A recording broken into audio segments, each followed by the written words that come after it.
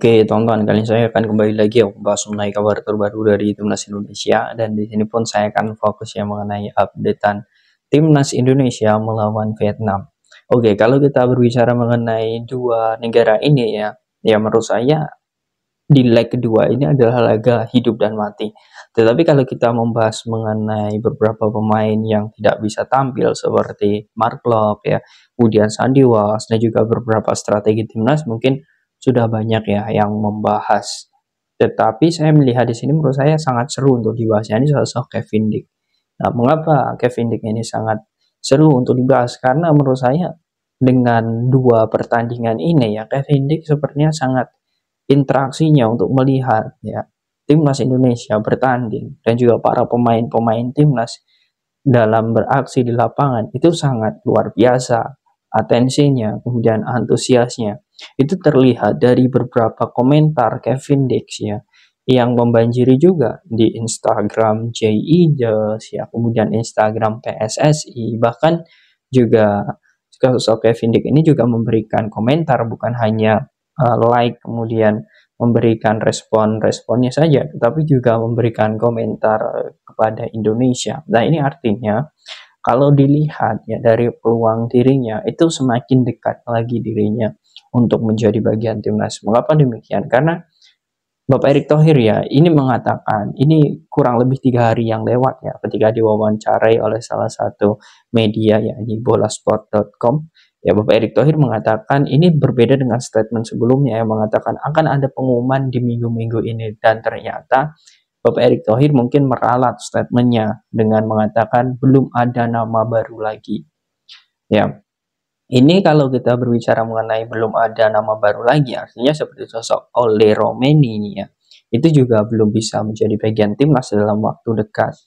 Nah, menurut saya dengan adanya statement seperti itu, ya artinya PSSI masih ingin memberikan waktu kepada Sintayong untuk menyatukan tim yang sudah ada terlebih dahulu.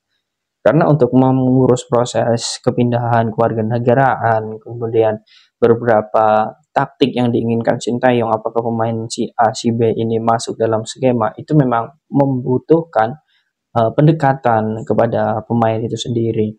Nah, maka dari itu ya menurut saya wajar-wajar saja jika PSSI menjeda dulu pemain-pemain keturunan yang ingin membela timnas Indonesia.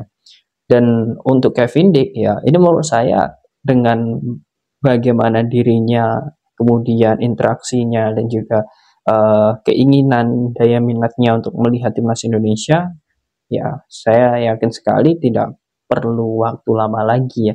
Sekarang usianya juga masih relatif muda ya, jadi dia juga masih berpikir mengenai karirnya, dan saya yakin 2 tahun ke depan ya, atau mungkin bisa lebih cepat 1 tahun ke depan dia sudah mulai menentukan pilihan.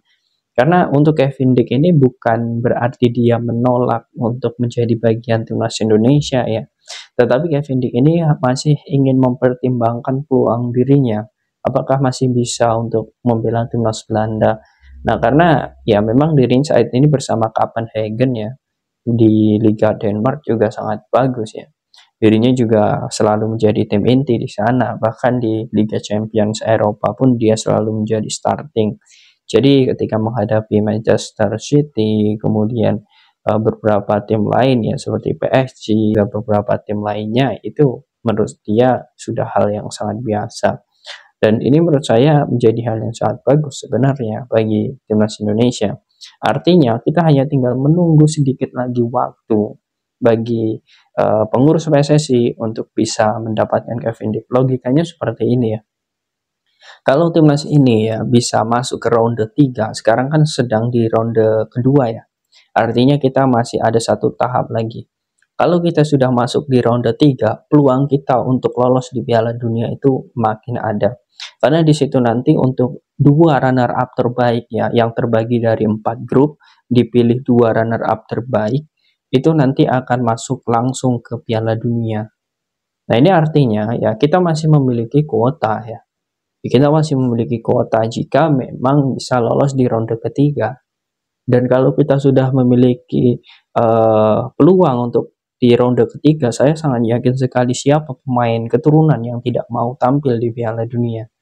Dan PSSI pun tentu ya ingin menaikkan levelnya lagi.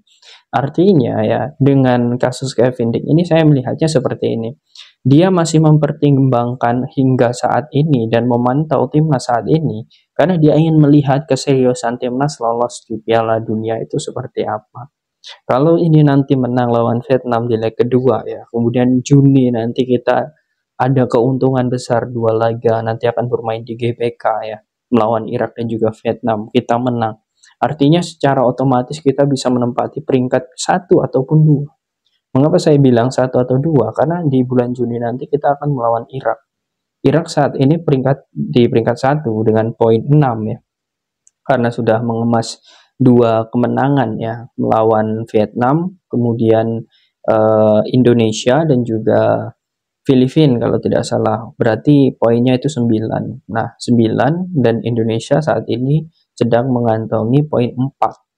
Nah, ini artinya kalau nanti ya Vietnam Irak ini terganjal ya, satu kali kalah ya, itu saja satu kali kalah kita bisa memuncaki klasemen mungkin dengan selisih gol ataupun dengan produktivitas permainan dan lain sebagainya. Poin-poin itu bisa diambil, tetapi ya kalau memang tidak bisa di posisi puncak ya kita masih bisa menjadi runner up asalkan ya kita di 3 laga terakhir ini bisa menyapu bersih.